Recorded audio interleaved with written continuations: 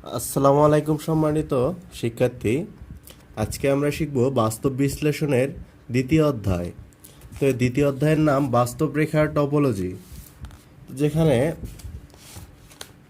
একটি সমাধান দেওয়া আছে। তো এই সমাধানটির আমরা আজকে সলিউশন বের করব এবং বিস্তারিত আলোচনা করব এই বিষয়ে। তো আশা করি আপনাদের ক্লাসটি ভালো লাগবে, তো সঙ্গেই থাকুন। তো নিচের প্রতিটি ক্ষেত্রে এমন একটি বাস্তব সংখ্যার সেট উল্লেখ করো যার কোনো সীমাবিন্দু নেই, শুধুমাত্র একটি সীমাবিন্দু আছে। ঠিক দুইটি সীমাবিন্দু আছে। ওই সেটে বিদ্যমান নয় এমন অসীম সংখ্যক সীমাবিন্দু আছে। একটি সীমাবিন্দু √2। তো এটা চলুন আমি খাতায় লিখে নিয়েছি। এখানে দেখুন, তো এরকম একই রকমভাবে আমি খাতায় লিখে নিয়েছি। লিখে নেওয়ার পর তো প্রশ্নগুলো আগে ভালোভাবে বুঝুন। কোনো সীমাবিন্দু নেই।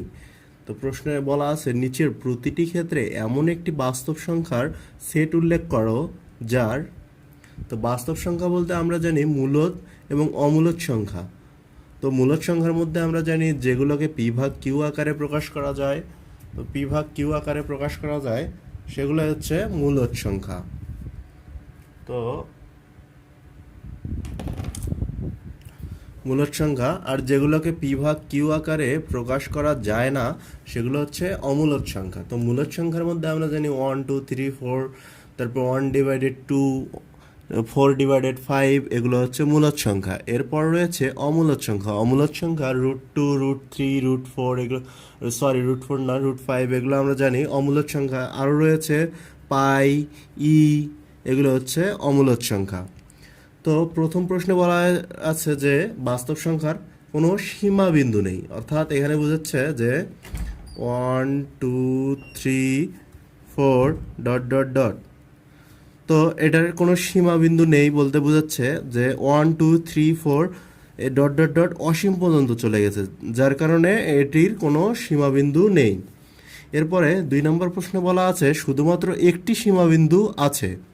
তা আবার যদি আমরা এটার ক্ষেত্রে কল্পনা করি যে 1 2 3 4 5 6 ... অসীম পর্যন্ত চলে গেছে, তো এখানে 1 এর পূর্বে অবশ্যই কিছু আছে। তো 1 এর পূর্বে রয়েছে 0।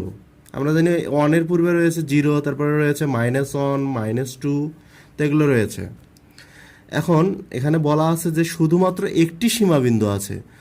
তো যেহেতু এদিকে কোনো সীমাবিন্দু নেই, এদিকে কিন্তু চলতেই রয়েছে, এদিকে অসীম পর্যন্ত বিস্তার রয়েছে, কিন্তু 1 এটি সীমার মধ্যে আবদ্ধ।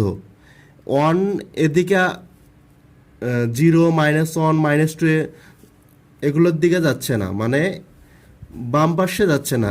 1 থেকে 2 3 4 অর্থাৎ 1 থেকে ধনাত্মক দিকে অগ্রসর হচ্ছে, নেগেটিভ দিকে অগ্রসর হচ্ছে না। তা আমরা সীমাবিন্দু বলতে বুঝি যে 1 এর পূর্বের সংখ্যাটি, অর্থাৎ 1 এর পূর্বের সংখ্যাটি এখানে কি রয়েছে 0।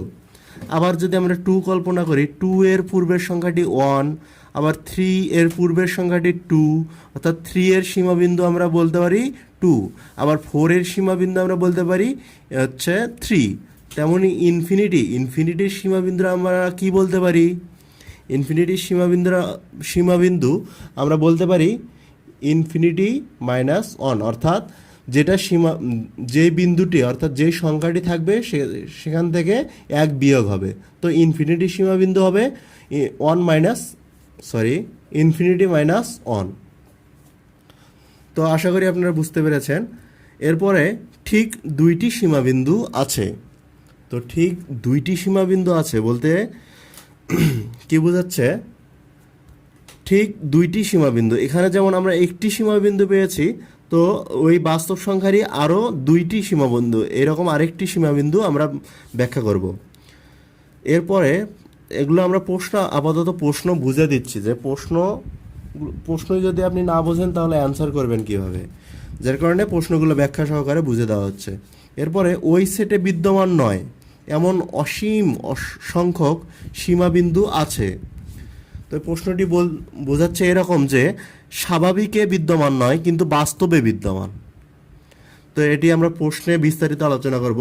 এরপরে 5 নম্বর প্রশ্নে বলা আছে একটি সীমাবিন্দু √2। তো এই 1 2 3 4 5 এই প্রশ্নগুলোর আমরা সমাধান করে রেখেছি এখানে। তো 1 নম্বরে প্রথমেই বলে রেখেছি যে সকল স্বাভাবিক সংখ্যার সেট। 1 নম্বর প্রশ্নে বলা আছে কোনো সীমাবিন্দু নেই। তো ওখান থেকে আমরা লিখতে পারি সকল স্বাভাবিক সংখ্যার সেট n। সকল স্বাভাবিক সংখ্যার সেট n। তো nকে আমরা বলতে পারি set of natural number. Set of natural number, তো nকে আমরা এটা বলতে পারি। একটি অসীম সেট যার কোনো সীমাবিন্দু নেই। কেন সীমাবিন্দু নেই? আগেই বলেছিলাম যে স্বাভাবিক সংখ্যা বলতে আমরা কি বুঝি? 1 2 3 4 5 ডট ডট ডট ইনফিনিটি। এটার কি কোনো সীমাবিন্দু আছে? নেই, এটা ইনফিনিটি পর্যন্ত অগ্রসর হচ্ছে। তো আমরা এরপর 2 নম্বর প্রশ্ন বলা আছে শুধুমাত্র একটি সীমাবিন্দু আছে। তো একটি সীমাবিন্দুর জন্য আমরা এই শর্ত জানি যে 1/n such that n belongs to n, অর্থাৎ n এর মানটি স্বাভাবিক সংখ্যার মধ্যে আছে। তো এই n এর মান যে কোনো কিছু হতে পারে, 1 2 3 4 5 6 যে কোনো কিছু হতে পারে। তো সেটটি শুধুমাত্র একটি সীমাবিন্দু বিদ্যমান। এই সেটটির জন্য শুধুমাত্র, ভালো মতো বুঝবেন, এই সেটটির জন্য শুধুমাত্র একটি সীমাবিন্দু বিদ্যমান। সেটা হতে পারে 1 2 3 যে কোনো একটি সীমাবিন্দু হতে পারে। অর্থাৎ যার সীমাবিন্দু শূন্য। সীমাবিন্দু কিভাবে শূন্য হলো? যদি আমরা মনে করি স্বাভাবিক সংখ্যার সেট 1 2 3 4 ডট ডট ডট, তো এদিকে অর্থাৎ ডান দিকে এটি অসীম পর্যন্ত চলতেছে, কিন্তু বাম দিকে এটি সীমাবদ্ধ। অর্থাৎ 1 এর আগে যে সংখ্যাটি আছে সেটি হচ্ছে এই সেটটির সীমাবিন্দু। অর্থাৎ 1 এর আগে কি আছে? 1 এর আগে আছে 0। তো এই 0ই হলো এই সেটটির সীমাবিন্দু। অর্থাৎ আমরা যদি এখন 2 এর জন্য কল্পনা করি, তাহলে 2 এর ক্ষেত্রে এর সীমাবিন্দু হবে 1, আবার 3 এর জন্য 2। তো এটাই হচ্ছে অ্যান্সার, যে এত সেটটি শুধুমাত্র একটি সীমাবিন্দু বিদ্যমান, অর্থাৎ যার সীমাবিন্দু 0। পরের প্রশ্নে রয়েছে ঠিক 2টি সীমাবিন্দু আছে। তো এটার জন্য আমরা প্রমাণ করব যে এইভাবে 1/n such that n belongs to n, এরপর 1 + 1/n such that n belongs to n, যেখানে n set of natural number. ঠিক 2টি সীমাবিন্দু। তো 2টি সীমাবিন্দু কি কি হতে পারে? এই n এর মান যে কোনো কিছু হতে পারে। আমরা যদি আগের মতোই 1 কল্পনা করি, তাহলে আমরা পাচ্ছি 1। আর এই 1 তারপর 2, যদি 2 কল্পনা করি তাহলে হাফ, আবার 3 কল্পনা করলে 1/3, এরকম করে চলতেই থাকবে। তো এটার সীমাবিন্দু আমরা কি পাবো? এই 1 এর সীমাবিন্দু পাবো আমরা 0। এখন এটার ক্ষেত্রে যদি কল্পনা করি, এখানে যদি আমরা বসাই 1 + 1/1, n এর মান যদি 1 বসাই তাহলে হবে 2। আবার যদি 2 বসাই তাহলে কি হবে? 1 + 1/2, তার মানে 2 + 1/2, তো 3/2, তো 3/2 এরকম করে চলতেই থাকবে। তো এদিকে ডান দিকে সর্বদা এর মান চলতেই থাকবে।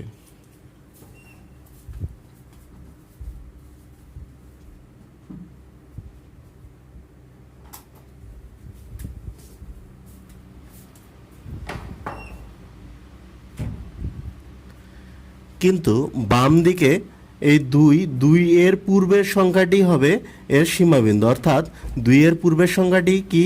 1। তো তাহলে ঠিক 2টি সীমাবিন্দু হবে 0 এবং 1। তো আশা করি বুঝতে পেরেছ। তারপরে সকল মূলের সংখ্যার সেট। মূলের সংখ্যা আমরা কি জানি?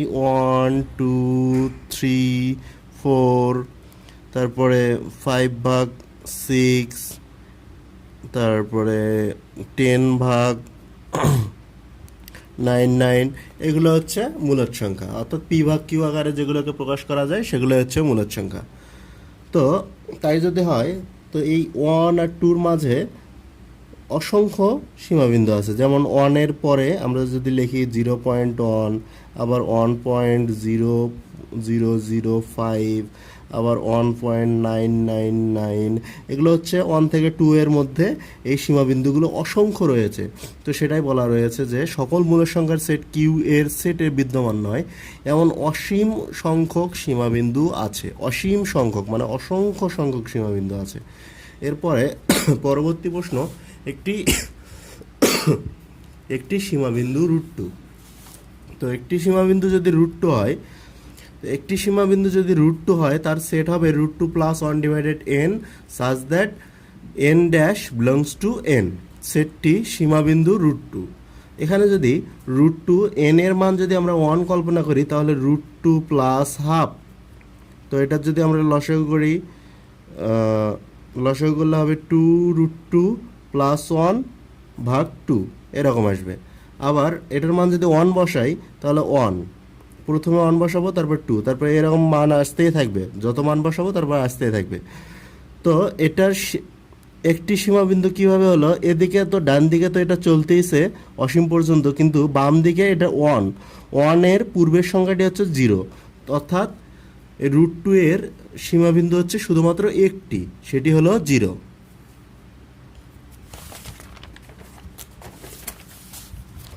এরপরে আমরা ছোট্ট একটি অঙ্ক করব এই একই অধ্যায়ের। তো অঙ্কটি হচ্ছে, দেখাও যে s equal to 1 divided n such that n belongs to n natural of number সেটটির একমাত্র সীমাবিন্দু 0 দেওয়া আছে। তো এখন আমরা সলিউশন করব যে এখান থেকে লিখবো যে দেওয়া আছে s equal to এই অংশটি, এই সেটটি যে কোনো এপসাইলন, এটা কিন্তু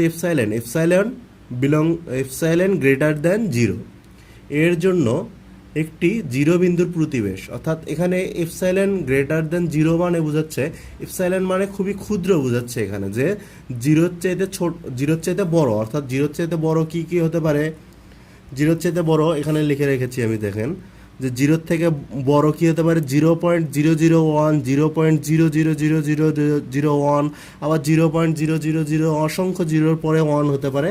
তো এরকম অতি ক্ষুদ্র সংখ্যা এখানে এপসাইলন দ্বারা বোঝাচ্ছে।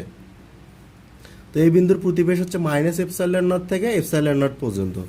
এমন আর্কিমিডিসের ধর্ম অনুসারে n বিলংস টু n, মানে n এর মানটি এই স্বাভাবিক সংখ্যার মধ্যে রয়েছে। তো এখান থেকে আমরা লিখতে পারি n greater than 1 divided epsilon.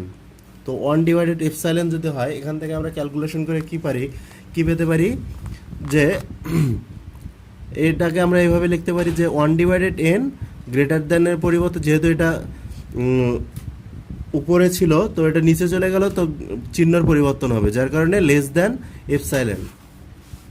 এরপরে এখান থেকে আমরা লক্ষ্য করুন যে লিখতে পারি এটার পূর্বের সংখ্যা কি হবে, এটার পূর্বের সংখ্যা হবে 0। তো এটার থেকে ছোট সংখ্যা হচ্ছে 0। তো 0-র থেকে ছোট কি হবে, অবশ্যই নেগেটিভ কিছু, তো সেটাকে আমরা লিখেছি -n। তো -n থেকে বড় 0, বড় 0-র থেকে বড় আবার 1 ডিভাইডেড n, এই 1 ডিভাইডেড n থেকে বড় আবার এপসাইলন। তো অর্থাৎ 0 বিন্দুর প্রতিটি প্রতিবেশ অসংখ্য বিন্দু ধারণ করে। অর্থাৎ 0 বিন্দুর প্রতিটি প্রতিবেশ অসংখ্য বিন্দু ধারণ করে, ফলে প্রদত্ত সেটটি একমাত্র সীমাবিন্দু হচ্ছে 0। যেহেতু n এর মান যদি আমরা 1 2 3 যে কোনো কিছু ধরি, যার কারণে এর প্রতিবেশ অসংখ্য বিন্দু ধারণ করবে। তো ফলে এই সেটটির একমাত্র সীমা হচ্ছে 0 ব্যতীত অন্য কোনো সীমা নয়। তো এইটিকে আমরা আরও লিখতে পারি যে এটি সুস্পষ্ট যে 0 বিন্দু ব্যতীত এস এর যে কোনো বিন্দুর প্রতিটি প্রতিবেশ কেবলমাত্র এস এর সসীম সংখ্যক বিন্দু ধারণ করতে সক্ষম, তাই অন্য কোনো বিন্দু এস এর সীমাবিন্দু হতে পারে না। তো ফলে s equal to 1 divided n epsilon n belongs to n সেটটির একমাত্র সীমাবিন্দু কি হবে, 0। যেহেতু n এর মান যদি আমরা 1 2 3 4 যে কোনো কিছু এখানে কল্পনা করি, তাহলে এর প্রতিবেশ সংখ্যা আমরা পাবো অসংখ্য, যার কারণে এর সীমাবিন্দু শুধুমাত্র 0 হবে। আশা করি আপনারা বুঝতে পেরেছেন।